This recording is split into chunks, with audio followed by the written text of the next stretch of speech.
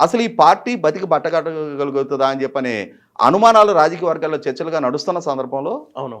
ఈ పార్టీని కాపాడటానికి నేనున్నా అని చెప్పని అప్పటికి తన తండ్రి చనిపోయి ఉన్నారు, అన్న జైల్లో ఉన్నారు, ఇంటి ఆడపిల్ల తను ముందుకొచ్చి రెస్క్యూకి పార్టీకి అండగా నిలబడింది ఆమె. అవునవును. ఆ రోజున జగన్మోహన్ రెడ్డి గారికి అండగా కాంగ్రెస్ పార్టీతో విభేదించి రాజీనామా చేసిన కాంగ్రెస్ ఎమ్మెల్యేలు ఉప ఎన్నికలను ఎదుర్కొంటున్న సందర్భంగా ఆ ఎన్నికల ప్రచార బాధ్యతలు కూడా మొత్తం మోసింది తోడబుట్టిన చెల్లి షర్మిల గారు, అవును. తల్లి విజయలక్ష్మి గారు.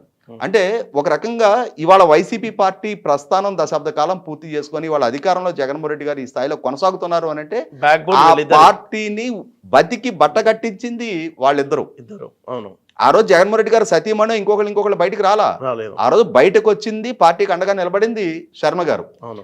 3200 కిలోమీటర్లు ఒక ఆడపిల్ల పాదయాత్ర చేయడం అంటే మామూలు ఇష్యూ కాదు. అవును. భారతదేశ రాజకీయ చరిత్రలో సుదీర్ఘ పాదయాత్రలు చేసిన చాలా మంది నాయకులను చూసాం. అందరూ పురుషులు.